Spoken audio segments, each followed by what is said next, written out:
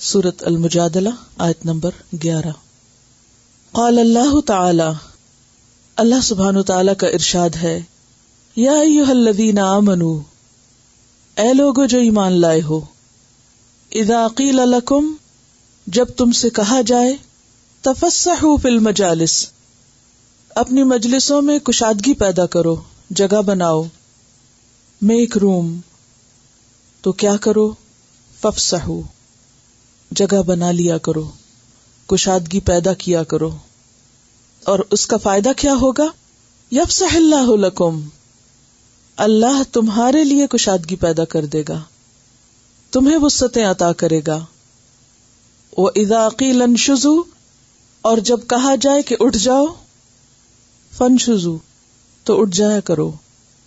یرفع اللہ الذین آمنوا منکم، بلندی عطا کرتا ہے اللہ ان لوگوں کو جو تم میں سے ایمان لائے، والذین اوتوا العلم، اور وہ لوگ جو علم دیے گئے، درجات، ان کے درجات بلند ہیں، یا ان کو درجوں میں بلندی عطا کرتا ہے۔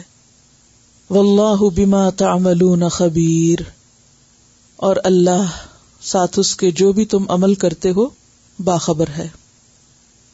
اس سے پچھلے باب میں ہم نے کلام اور گفتگو کے بارے میں پڑھا، تو زیادہ تر کلام اور زیادہ تر گفتگویں مجالس میں ہوتی ہیں، گیدرنگز میں ہوتی ہیں، چاہے وہ خاندانی ہو یا دینی ہو یا سیاسی ہو یا کاروباری ہو، کسی بھی قسم کی سٹنگ یا گیدرنگ یا لوگوں کا کہیں اکٹھے ہونا عام طور پر طرح طرح کی گفتگوؤں کو جنم دیتا ہے۔ تو اگر انسان اپنا خود محاسبہ کرنے والا ہو اور اپنی گفتگو پر نظر رکھنے والا ہو، تو پھر وہ کہیں بھی ہو، کسی بھی مجلس میں ہو، وہ وہی کہے گا جو سچ ہے، جو حق ہے۔ لیکن گفتگو کے علاوہ بذات خود مجلس کے بھی کچھ آداب ہیں۔ اسلام نے ہمیں صرف عبادات کا سبق نہیں سکھایا، صرف ریچولز نہیں سکھائے، بلکہ اس کے ساتھ ساتھ زندگی کے ہر شعبے میں، تنہائی ہو یا لوگوں کے بیچ میں ہو، اکیلے ہوں یا کسی مجلس میں ہو، ان مواقع پر کیا کرنا چاہیے، کیا طریقہ پسندیدہ طریقہ ہے اور کون سا طریقہ ناپسندیدہ ہے، کون سا طریقہ عبادت بن جاتا ہے اور کون سا طریقہ انسان کو اللہ سے دور کر دیتا ہے، ہمیں اس بارے میں بھی بہترین رہنمائی عطا فرمائی ہے۔ اور اس پر ہم اللہ سبحانہ و تعالیٰ کے شکر گزار ہیں کہ جس نے ہمیں زندگی کے چھوٹے سے چھوٹے معاملے پر بہترین رہنمائی دی ہے۔ واللہ یہدی السبیل، اور وہی راستے دکھانے والا ہے۔ یہاں پر خطاب اہل ایمان سے ہے۔ یا ایھا الذین آمنوا، اے لوگو جو مان چکے ہو، ایمان لے آئے ہو، اذا قیل لکم، جب تم سے کہا جائے، یہاں کہنے والا کون ہے؟ صدر مجلس یا ذمہ دار، یا اگر کسی کے گھر میں مجلس ہے تو گھر والا، یعنی کوئی بھی رسپانسبل شخص جو اس مجلس کے لیے ذمہ دار ہو۔ جب وہ تم سے کہے تفسحوا فی المجالس، کہ مجلس میں نئے آنے والوں کے لیے جگہ بناؤ، ان کو ویلکم کرو، تو اس وقت انا کا مسئلہ نہ بناؤ، عزت کا سوال نہ بناؤ، بلکہ فافسحوا، جگہ کھلی کر دیا کرو۔ یعنی دوسرے کے لیے جگہ کھلی کرنا دراصل خود کو سمیٹنا ہے۔ یہ کہنے کی بجائے کہ سمٹ جایا کرو، سکڑ جایا کرو، یہ کہا گیا جگہ کھلی کر دو۔ آپ دیکھیے کہ کھلا کرنا اور سمٹنا دونوں ہی لفظ مقصد پورا کر رہے ہیں، لیکن مثبت لفظ جو ان دونوں میں سے ہے وہ استعمال کیا گیا، کیونکہ کھلنے سے ایک وسعت کا تصور آتا ہے اور سمٹنے سے ایک تنگی کا احساس ہوتا ہے۔ تو تفسحوا فی المجالس، مجلسوں میں کشادگی پیدا کر دو، یعنی اگر سرکل میں بیٹھے ہو تو دائرہ وسیع کر دو، اگر کسی لائن میں بیٹھے ہو تو ساتھ ساتھ ہو جاؤ۔ اسی طرح آنے والے کو نہ صرف یہ کہ سلام کے جواب کے ذریعے ویلکم کرو، بلکہ اپنے پوسچر کے ذریعے اور اپنی حرکت کے ذریعے اور اپنے طرز عمل سے بھی ویلکم کرو، کہ اس کے آنے پر تم اس کو مرحبا کہہ رہے ہو، اس کو ویلکم کر رہے ہو اور خوش ہو. اور نہ صرف یہ کہ باہر جگہ دے رہے ہو بلکہ اپنے دل میں بھی جگہ دے رہے ہو. کیونکہ اگر کوئی شخص آتا ہے اور وہ کسی مجلس کو جوائن کرنا چاہتا ہے اور وہ دیکھتا ہے کہ جگہ تو ہے لیکن لوگ جگہ دینے کو تیار نہیں، ہر شخص اپنی ہی جگہ بیٹھا رہ گیا ہے، تو اس سے آنے والے کے دل میں اچھے جذبات پیدا نہیں ہو سکتے. پھر یہ فرمایا کہ یفسح اللہ لکم، فوری انعام بھی بتا دیا. اگر تم دوسروں کو جگہ دو گے، تم جگہ کھلی کرو گے تو اللہ تمہارے لیے بھی بہت کچھ کھلا کر دے گا. دنیا میں بھی ہم بہت سے معاملات میں تنگی کا اور مشکل کا شکار ہوتے ہیں، وہاں بھی ہمیں کشادگی کی ضرورت ہوتی ہے. سب سے پہلے تو ہمیں اپنے دلوں کے اندر، اپنے ذہن کے اندر، اپنی سوچ کے اندر وسعت کی ضرورت ہے کہ تمہارے اس عمل سے کہ تم نے کسی کے لیے جگہ بنائی، جگہ کھلی کی، تو اللہ تمہارے اندر کشادگی پیدا کر دے گا. اور پھر جب انسان کا دل کھلا ہو جاتا ہے، وسیع ہو جاتا ہے، اس کی سوچ اور ذہن وسعت اختیار کر لیتا ہے، تو وہ کچھ پا لیتا ہے جو تنگ ذہن کے لوگ اور تنگ دل لوگ نہیں پا سکتے. اور پھر اس دنیا میں تو انسان چند دن کے لیے ہے، پھر ایک طویل عرصہ ہمیں قبر میں گزارنا ہے، تنہائی میں گزارنا ہے. قبر کے بارے میں آپ نے سن رکھا ہے کہ یا تو وہ جنت کے باغوں میں سے ایک باغ ہے یا پھر جہنم کے گڑھوں میں سے ایک گڑھا ہے. اور وہ صرف گڑھا نہیں بلکہ وہ بہت تنگ گڑھا بھی ہے، کیونکہ آپ صلی اللہ علیہ وسلم نے قبر کی سختی کا جب ذکر کیا تو اس میں آپ نے اپنے ہتھیلیوں کی انگلیوں کو ایک دوسرے کے اندر ڈال کر اس طرح بھیج کر دکھایا کہ پسلیاں ایک دوسرے کے اندر دب جائیں گی قبر کی تنگی کی وجہ سے. تو اگر انسان دنیا میں دوسرے کے لیے جگہ کھلی کرتا ہے تو اللہ سبحانہ وتعالی انشاءاللہ اس کے لیے وہاں بھی کشادگی پیدا کریں گے. اور اسی طرح حشر کے میدان میں کتنی بھیڑ اور کتنا رش ہوگا. اور پھر جنت کی وسعتیں تو ہیں ہی بہت بڑی. وہ وسیع جنت ایک تنگ ذہن اور تنگ دل شخص کو کیا کرنا ہے، وہاں اسے کیا کرنا ہے جس کے اندر تنگی ہے اور جس کی نگاہ میں تنگی ہے اور جس کی سوچ میں تنگی ہے. ان جنتوں کے وارث تو وہی لوگ ہو سکتے ہیں کہ جو دنیا میں کشادہ ذہن رکھتے ہوں، کشادہ دل رکھتے ہوں اور دوسروں کے لیے بھی کشادگی پیدا کر سکتے ہوں. کیونکہ جنت کیا ہے، ایک طرح سے جزا ہے، بدلہ ہے، دوسرا رخ ہے اس زندگی کا. تو یہ بہت وسیع مفہوم کا حامل ہے کہ یفسح اللہ لکم، اللہ تمہارے لیے کشادگی پیدا کر دے گا. اور اسی طرح بسا اوقات ضرورت کے تحت کبھی کسی کو مجلس میں ایک جگہ سے اٹھنے کے لیے کہا جا سکتا ہے، یعنی جگہ بنانے ہی کی خاطر یا کسی اور انتظامی ضرورت کی خاطر یہ کہا جا سکتا ہے کہ آپ اپنی جگہ سے اٹھ کر یا راستے سے اٹھ کر یا پیچھے سے اٹھ کر آگے آ جائیں. تو ایسے میں بھی بات سن لینی چاہیے، سنی انسنی نہیں کرنی چاہیے. وَإِذَا قِيلَ انشُزُوا فَانشُزُوا، جب کہا جائے کہ اٹھ جاؤ تو اٹھ جایا کرو. کیونکہ انتظامی ضرورت کے تحت بسا اوقات مجلس کے اندر تبدیلیاں کرنا ناگزیر ہوتا ہے. کیونکہ مثلاً ذکر کے حلقوں میں گیپس نہیں چھوڑنے چاہیے، لوگوں کو اکٹھے ہو کر بیٹھنا چاہیے، بکھر کر نہیں بیٹھنا چاہیے. کیونکہ جب لوگ اکٹھے ہو کر بیٹھتے ہیں تو ان پر ملائکہ اپنے پر پھیلاتے ہیں، ملائکہ بھی اس سرکل کے اوپر، اس حلقے کے اوپر حلقہ بنا لیتے ہیں. تو جو لوگ اس حلقے سے پیچھے رہ جاتے ہیں وہ پھر پیچھے ہی رہ جاتے ہیں. لہٰذا بہت ضروری ہوتا ہے کہ خاص طور پر ایسی مجلسوں میں جہاں پر لوگ اللہ کے ذکر کے لیے بیٹھے ہوں، وہاں ایک دوسرے سے قریب ہو کر بیٹھیں. تو اس ضرورت کے لیے بسا اوقات ایک شخص کو اپنی جگہ چھوڑ کر دوسری جگہ آنے کے لیے کہا جا سکتا ہے. تو ایسے میں اگر سننے والے بات سن کر نہ دیں تو مجلس کے اندر خوشگواری یا مجلس کا مقصد کہاں سے پورا ہو سکتا ہے. وَإِذَا قِيلَ انشُزُوا فَانشُزُوا، جب کہا جائے کہ اٹھو تو اٹھ جاؤ. ایسی باتوں کو عزت کا سوال نہ بناؤ، ایسی باتوں کو اپنے آرام یا اپنے وقار کے خلاف مت سمجھو. اگر کوئی شخص اٹھنے کے موقع پہ اٹھتا نہیں تو یہ کس بات کا اظہار ہے؟ یعنی جہاں کسی کو اٹھنا چاہیے وہاں وہ اٹھتا ہی نہیں. تو اس سے کیا ظاہر ہوتا ہے؟ ایروگنس، خود پسندی، نافرمانی، کہ کسی کی پرواہی نہیں، انا پرستی، تنگ دلی، لاپرواہی، کسی کا خیال ہی نہ کرنا کہ کوئی کیا کہہ رہا ہے، اختلاف رائے کا ثبوت دینا کہ ہماری مرضی، ہم جو چاہیں کریں. اور یہ ساری چیزیں مل کر ایک شخص کی شعوری پستی کو ظاہر کرتے ہیں.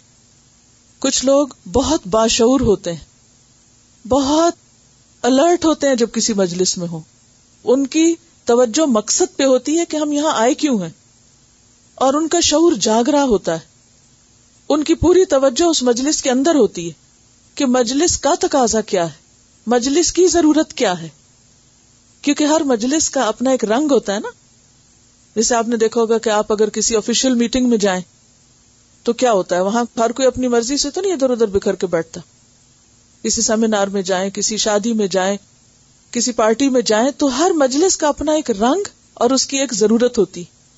یہاں تک کہ وہ پارٹی ڈریسز تک ڈیفائن کر کے دعوت نامے کے ساتھ بھیجتے ہیں کہ آپ کو اس مجلس میں یہ لباس پہن کر آنا ہے اور اتنے منٹ پہلے آنا ہے، اور چیف گیسٹ کے آنے سے پہلے آپ کو اپنی جگہوں پر بیٹھنا ہے. یہ سب آداب کیوں بتائے جاتے ہیں؟ کیا مقصد ہوتا ہے ان آداب کا؟ تاکہ جس مقصد کے لیے سب کو دعوت دی جا رہی ہے وہ مقصد پورا ہو.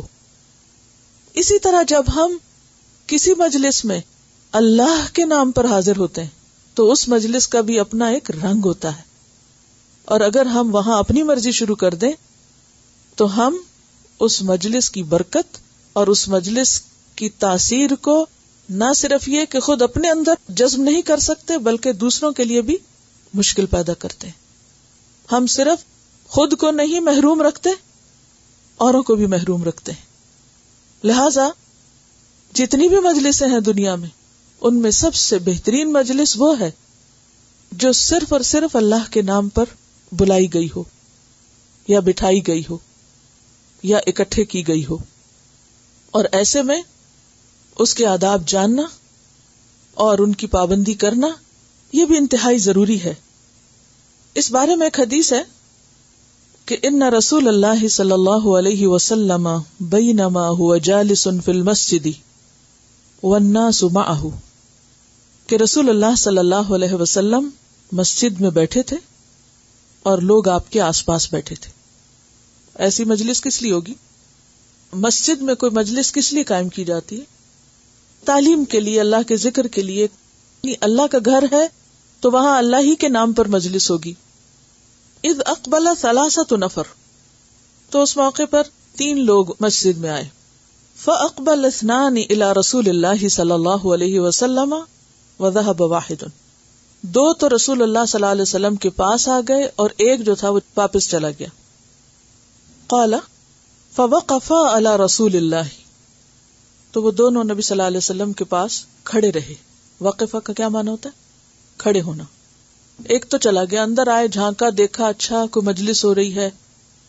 2 آ گئے اور آ کے کھڑے ہو گئے، اور ایک جو تھا وہیں سے وہیں چلا گیا.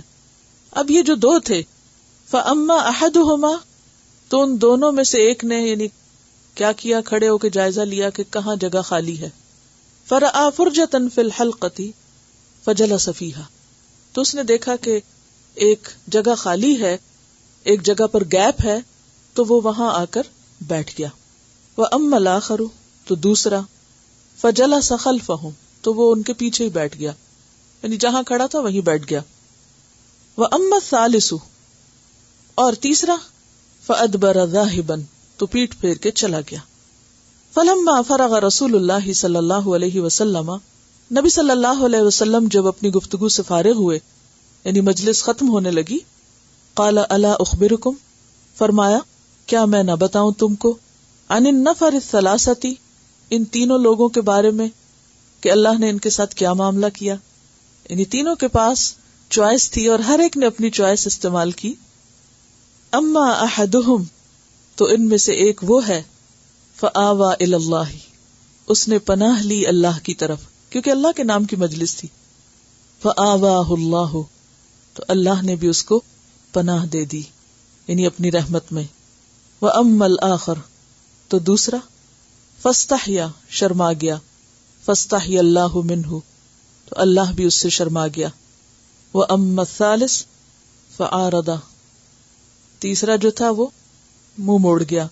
فَأَعْرَضَ اللَّهُ عَنْهُ اللہ نے بھی اس سے منہ پھیر لیا. یہ بخاری کی روایت ہے، حدیث نمبر 66.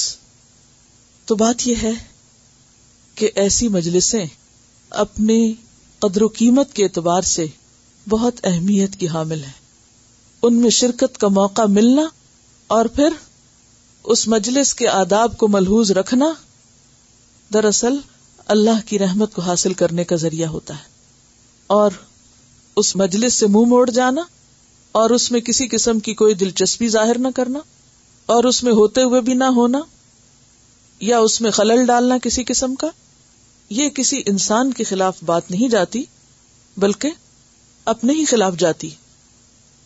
تو یہاں پر آیت میں جو فرمایا کہ وَإِذَا قِيلَ انشُزُوا فَانشُزُوا يَرْفَعِ اللَّهُ الَّذِينَ آمَنُوا مِنكُمْ عزت اور بلندی کس کو ملتی ہے؟ جو ایمان لاتا ہے. بلندی عطا کرتا ہے اللہ ان لوگوں کو جو ایمان لائے. وَالَّذِينَ أُوتُوا الْعِلْمَ دَرَجَاتٍ اور وہ لوگ جو علم دیے گئے ان کے درجات اور بلند ہیں. تو اس سے یہ بھی پتہ چلتا ہے کہ ایسی مجالس جن میں خاص طور پر دینی علم سیکھا اور سکھایا جاتا ہو ان کی اپنی ہی ایک شان ہے، اور اس میں آ کر انسان ہر روز اپنے علم میں اضافہ کرتا ہے، کیونکہ مجلس کی اپنی ایک برکت ہوتی. مجلس میں بیٹھ کر جو کچھ سیکھا جا سکتا وہ اکیلے میں سیکھنا مشکل ہوتا ہے، کیونکہ مجلس میں ایک ماحول ملتا ہے آپ کو، ہر شخص ایک دوسرے کو سپورٹ کر رہا ہوتا ہے. لہذا جو شخص علم حاصل کرتا جائے گا، سیکھتا جائے گا، وہ ایسے ہی ہے کہ جیسے ہر روز ایک سٹیپ اوپر جا رہا ہے. اور پھر آپ دیکھیے کہ جیسے قرآن پاک کے حافظ کے لیے کہا گیا نا کہ قیامت کے دن اس کو کہا جائے گا کہ تم پڑھتے جاؤ اور چڑھتے جاؤ اور اسی طرح پڑھو جیسے تم دنیا میں پڑھتے تھے. تو ظاہر جو تیز تیز پڑھتے ہیں وہ وہاں بھی تیزی سے پڑھنے شروع کریں گے. اب آپ دیکھیے کتنی مماثلت ہے نا، کتنی حکمت اس میں، جیسے دنیا میں پڑھتے تھے ویسے ہی پڑھو یہاں. اور جو خوبصورت طریقے سے آرام سے پڑھتے تھے وہ قیامت کے دن بھی ان کو کہا جائے گا کہ اسی طرح پڑھتے جاؤ اور چڑھتے جاؤ. اور چڑھتے چڑھتے آخری آیت پر جب تم پہنچو، یعنی جتنا بھی تم کو یاد ہے اور جہاں تمہاری آخری آیت آئے گی وہاں تمہارا آخری درجہ ہوگا. یعنی جتنا زیادہ حفظ ہوگا، جتنا زیادہ یاد ہوگا، اتنا ہی بلند درجہ اور بلند مقام ملے گا. اور پھر فرمایا واللہ بما تعملون خبیر، اللہ ساتھ اس کے جو تم عمل کرتے ہو خوب باخبر ہے. اب آپ دیکھیے کہ یہ جو جملہ ہے نا کہ اللہ تمہارے اعمال سے باخبر ہے، اس میں ڈانٹ بھی ہے اور محبت بھی ہے، توجہ بھی ہے، رحمت بھی ہے. ڈانٹ کس کے لیے ہے؟ نہ ماننے والوں کے لیے، کہ حکم سنا دیا گیا ہے، جو عمل کرے گا اس کو بھی اللہ دیکھ رہا ہے اور جو عمل نہیں کرے گا وہ بھی اللہ کی نگاہ میں ہے. لہذا جو نہیں کرے گا اس کے لیے اس جملے میں کیا ہے؟ ڈانٹ ہے. واللہ بما تعملون خبیر، اللہ کو سب پتا ہے جو تم کر رہے ہو. اور رحمت کس کے لیے، محبت کس کے لیے؟ اللہ کو سب پتا ہے جو بھی تم کر رہے ہو. کیونکہ بسا اوقات انسان کسی جسمانی تکلیف میں ہوتا ہے، کسی مرض کا شکار ہوتا ہے، بار بار ایک جگہ سے اٹھ کے دوسری جگہ ہونا یا طویل نشست اختیار کرنا مشکل ہوتا ہے، لیکن اللہ کی خاطر وہ یہ تکلیف برداشت کرتا ہے. کوئی اور نہیں جانتا آپ کے آس پاس کہ آپ کس مشکل سے کہیں بیٹھے ہوئے ہیں، لیکن اللہ کو معلوم ہے، اللہ جانتا ہے، اس نے دیکھ لیا. لہذا جو درجہ اور مقام وہ دے گا اس میں کسی اور کا کچھ بھی اختیار نہیں، نہ کوئی کم کر سکتا اس کو اور نہ کوئی اور اس کو بڑھا سکتا ہے. لہذا کوئی شخص کسی مجلس میں کس طرح بہیو کرتا ہے، اس سے اس کی شخصیت اور اس کی سوچ اور اس کے عمل اور اس کے کردار کا پتہ چلتا ہے کہ وہ اندر سے کیا ہے. ہمارے ظاہری اعمال کیا بتاتے ہیں؟ ہمارے اندر کو نمایاں کرتے ہیں. یعنی جو کچھ ہم اندر ہیں وہی ہم اپنے عمل سے ظاہر کرتے ہیں، یعنی وہی چیز ہمیں ظاہر کرتی کہ ہم ہیں کیا، ہماری حقیقت کیا ہے. پھر فرمایا قال اللہ تعالی یا ایھا الذین آمنوا اذا تناجیتم فلا تتناجوا بالاثم والعدوان ومعصیۃ الرسول وتناجوا بالبر والتقوى واتقوا اللہ الذی الیہ تحشرون انما النجوى من الشیطان لیحزن الذین آمنوا ولیس بضارهم شیئا الا باذن اللہ وعلی اللہ فلیتوکل المؤمنون. یہ بھی سورۃ المجادلہ ہی کی آیات ہیں 9 اور 10. ترجمہ ہے، اے لوگو جو ایمان لائے ہو، جب تم سرگوشی کرو تو یہ سرگوشیاں گناہ، ظلم اور پیغمبر کی نافرمانی کی نہ ہو، بلکہ یہ سرگوشیاں نیکی اور تقوی کی باتوں پر مبنی ہو، اور اللہ کا تقوی اختیار کرو جس کی طرف تم سب اکٹھے کیے جاؤ گے، سمیٹے جاؤ گے. بے شک سرگوشی تو شیطان کی طرف سے ہوتی ہے تاکہ ایمان والوں کو غمگین کرے، اور وہ ان کو کچھ بھی نقصان نہیں دے سکتا مگر اللہ کے اذن کے ساتھ، اور اللہ پر مومنوں کو توکل کرنا چاہیے. مجالس کے باب میں اس آیت کو کیوں لایا گیا ہے؟ اس کی وجہ یہ ہے کہ عام طور پر مجلس میں یا تو بلند آواز میں باتیں ہوتی ہیں یا پھر چپکے چپکے. کچھ لوگ تو لکھ لکھ کر بھی کر رہے ہوتے ہیں. تو ایسے میں سرگوشی ویسے بھی کوئی پسندیدہ عادت نہیں، کوئی پسندیدہ چیز نہیں.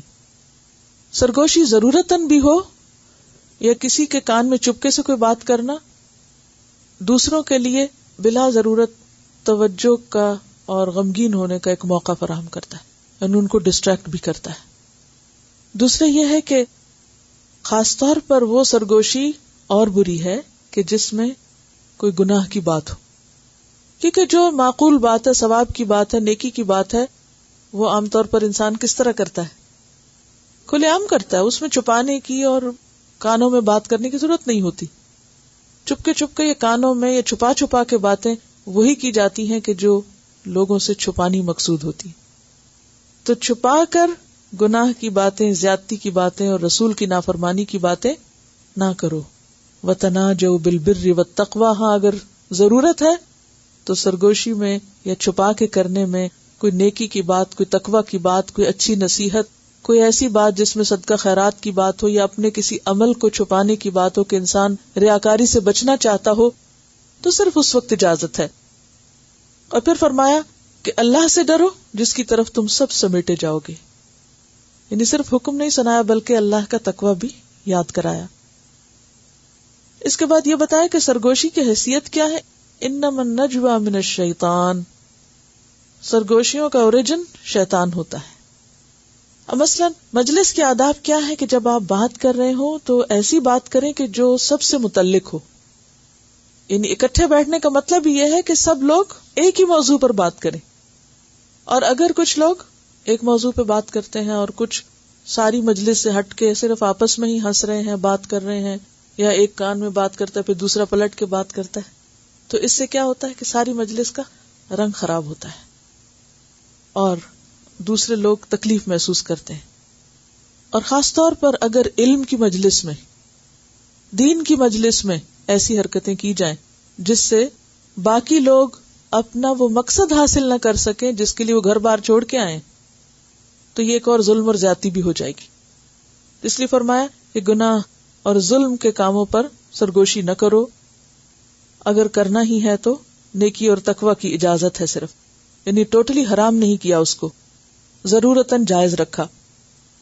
اور پھر کہا کہ شیطان ایسے طریقوں سے نقصان دینا چاہتا ہے، غمگین بھی کرتا ہے اور نقصان دیتا ہے. کیسے نقصان دیتا ہے؟ بدگمانی پیدا کرتا ہے، وسوسے آتے ہیں، کنسنٹریشن ختم ہو جاتا ہے. مثلاً اگر آپ کسی مجلس میں بیٹھ کر کچھ سن رہے ہیں اور اتنے میں کوئی شخص آپ کو پاس سے ہلا کر اپنی بات شروع کر دیتا ہے یا کوئی اپنا سوال پوچھنا شروع کر دیتا ہے، تو ایسے میں کیا ہوتا ہے؟ وہ جو شخص سن رہا ہے وہ اپنی بات مس کر جاتا ہے، ڈسٹریکٹ ہو جاتا ہے. اور بعض اوقات اگر آپ کسی بات میں سے ایک جملہ مس کر جائیں تو بات الٹ بھی سمجھ آ سکتی ہے. اور پھر جب آپ بول کے بعض اوقات سوال کر رہے ہوتے ہیں تو وہ دو آوازیں اکٹھی ہو جاتی ہیں اور اس سے نقصان ہو سکتا ہے، یعنی اصل بات سمجھنے سے رہ سکتی ہے، یا بولنے والا جو ہے وہ اس کے بولنے میں خلل آ سکتا ہے. صرف ایک کو نہیں بلکہ آس پاس کے باقی لوگوں کو بھی آپ ڈسٹرب کر رہے ہوتے ہیں. تو اس لیے شیطان کیا چاہتا ہے کہ وہ اہل ایمان کو غمگین کرے، نقصان پہنچائے. وَلَيْسَ بِضَارِّهِمْ شَيْئًا إِلَّا بِإِذْنِ اللَّهِ، اور شیطان کا ضرر صرف اسی وقت کامیاب ہوتا ہے جب اللہ کی طرف سے اذن ہو. تو اللہ کب اذن دیتا ہے؟ یعنی شیطان کو کام کرنے کا موقع کب ملتا ہے؟ جب انسان اللہ کے حکم سے دور ہوتا ہے. کیونکہ جب تک کوئی اللہ کی اطاعت میں ہوتا ہے وہ اللہ کے حفظ میں ہوتا ہے، حفاظت میں ہوتا ہے. اور قرآن پاک میں اللہ تعالیٰ نے واضح طور پہ بتا دیا، ان عبادی لیس لک علیہم سلطان، میرے بندوں پہ تیرا زور نہیں چلے گا. وعلی اللہ فلیتوکل المؤمنون، اور سارے مومنوں کو اللہ پہ بھروسہ کرنا چاہیے. یہ کیوں کہا گیا کہ باقی وہ لوگ جو کسی کی سرگوشیاں سن سن کے غمگین ہو رہے ہیں اور فکر کر رہے ہیں کہ شاید یہ ہمارے خلاف کوئی سازش کر رہے ہیں، تو ان کو نہیں غم کھانا چاہیے، انہیں اللہ پہ بھروسہ کرنا چاہیے، اللہ کے ذمہ کر دینا چاہیے معاملہ، اور پھر ڈرنا نہیں چاہیے، کیونکہ کوئی بھی شخص، کوئی شیطان اللہ کے اذن کے بغیر نقصان دے نہیں سکتا جب تک کہ اللہ نہ چاہے. یعنی کرنے والے کو بھی سمجھایا گیا، اور جو سمجھے کہ ان کے خلاف ہو رہی ہیں سرگوشیاں ان کو بھی تسلی کرا دی گئی. اب ہم احادیث دیکھتے ہیں. عن ابی ہریرہ و ابی سعید الخدری انہما شہدا علی النبی صلی اللہ علیہ وسلم انہ قال لا يقعد قوم يذكرون الله عز وجل الا حفتهم الملائکۃ وغشیتهم الرحمۃ ونزلت عليهم السکینۃ وذکرهم اللہ فی من عنده. رواہ مسلم کتاب الذکر والدعاء.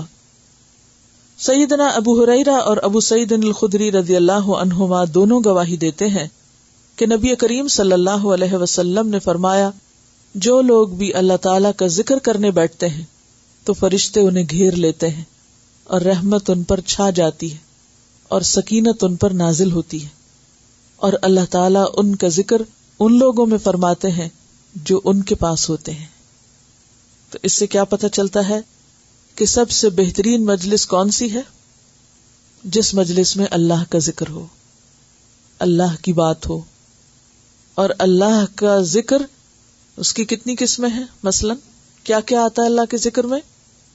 قرآن مجید کا پڑھنا، نماز پڑھنا، تسبیح کرنا، یا پھر اللہ کے احکامات پر غور و فکر اور تدبر، اور کائنات پر غور و فکر جس میں اللہ کا ذکر شامل ہو. یعنی کوئی بھی ایسا طریقہ کہ جو ہمیں اللہ کے قریب کرے، یعنی کوئی ایسی مجلس، خواہ اس میں فارملی باقاعدہ طور پر کچھ تعلیم اور تعلم کا سلسلہ ہو، یا پھر انفارمل طریقے سے لوگ اللہ کو بیٹھ کے یاد کر رہے ہوں. تو جب بھی کوئی قوم، لا یقعد قوم، نہیں بیٹھتی کوئی قوم، یذکرون اللہ، جو اللہ کو یاد کرتے ہوں، عز وجل، الا مگر حفتہم الملائکہ، ملائکہ ان کے گرد گھیرا کر لیتے ہیں. یعنی مجلس کے اندر جتنے لوگ ہوتے ہیں ملائکہ ان کے اوپر گھیرا ڈالتے ہیں، یعنی وہ سرکل بنا لیتے ہیں. اور ایک حدیث میں آتا ہے کہ اللہ کے کچھ فرشتے گلیوں بازاروں میں گھومتے رہتے ہیں، ادھر ادھر آتے جاتے رہتے ہیں، ہمیں نہیں نظر آتے لیکن وہ اپنے کام کرتے رہتے ہیں. پھر جب ان میں سے کوئی ایک کسی جگہ پر لوگوں کو اکٹھے بیٹھ کر اللہ کو یاد کرتے ہوئے دیکھتا ہے، یعنی ایک فرشتہ گزر رہا تھا کسی سڑک سے، اس نے دیکھا کہ وہ فلاں گھر میں یا مسجد میں یا کسی جگہ پر لوگ اللہ کو بیٹھ کے یاد کر رہے ہیں، تو وہ کیا کرتا ہے؟ اوروں کو بھی بلانا شروع کر دیتا ہے، اوروں کو دعوت دیتا ہے. پھر وہ فرشتے آ جاتے ہیں، پھر وہ سارے اس کے گرد سرکل کرتے ہیں. پھر جو فرشتہ ان کو دیکھتا وہ سارا وہیں پر حاضر ہونے لگتا. آتے آتے ان کو آسمان دنیا تک ایک کے اوپر ایک، ایک کے اوپر ایک پوری طرح چھا جاتے ہیں. اور جب تک وہ مجلس برقرار رہتی ہے اس وقت تک وہ وہیں پر رہتے ہیں، اور جب مجلس ختم ہو جاتی ہے تو پھر وہ جو کچھ اس میں ہوتا ہے وہ لے کر اللہ پاک کے پاس پہنچتے ہیں. اللہ تعالیٰ پھر پوچھتے ہیں کہ یہ بندے کیوں اکٹھے ہوئے تھے، یہ کیا چاہتے ہیں، کس چیز سے بچنا چاہتے ہیں. طویل حدیث ہے، آخر میں اللہ تعالیٰ فرماتے ہیں کہ تم گواہ رہو، جو وہ چاہتے ہیں میں نے ان کو دے دیا. پھر ان میں سے ایک فرشتہ کہتا ہے کہ یا رب وہ فلاں شخص اس نیت سے نہیں آیا تھا، وہ تو ویسے ہی راہ چلتے انہیں دیکھ کے بیٹھ گیا تھا. تو اللہ تعالیٰ فرماتے ہیں یہ وہ مجلس ہے کہ جس میں بلا ارادہ آنے والا بھی اجر سے محروم نہیں رہتا. تو اس سے کیا پتہ چلتا ہے کہ مجلس کی اپنی ہی ایک برکت ہے اور اپنی ہی ایک خوبی ہے، اور جن کو یہ نعمت آسانی سے ملی ہو انہیں اس کی قدر کی ضرورت ہے اور اس سے بھرپور فائدہ اٹھانے کی ضرورت ہے، کیونکہ عام طور پر ہم اس کی قدر نہیں کرتے. وغشیتہم الرحمہ، اللہ کی رحمت بھی ان کو ڈھانپ لیتی ہے، یعنی وہ اللہ کی خاص عنایت میں خاص توجہ میں ہوتے ہیں. ونزلت علیہم السکینہ، اور ان پر اللہ کی طرف سے سکینت نازل ہوتی ہے، ایک خاص قسم کا سکون اور خوشی حاصل ہوتی ہے. اور پھر وذکرہم اللہ، اللہ پاک ان کا ذکر کرتا ہے فی من عندہ، ان کے پاس جو اس کے پاس ہے، یعنی اللہ سبحانہ و تعالیٰ کے پاس جو مخلوق ہے، فرشتے ہیں، ان کے بیچ میں اللہ تعالیٰ ایسے بندوں کا ذکر کرتے ہیں کہ دیکھو میرا فلاں اور فلاں اور فلاں بندہ فلاں جگہ بیٹھ کر اکٹھے ہو کر مل کر اللہ کا ذکر کر رہے ہیں، اللہ کو یاد کر رہے ہیں. اور یہ حدیث صحیح مسلم کی حدیث ہے.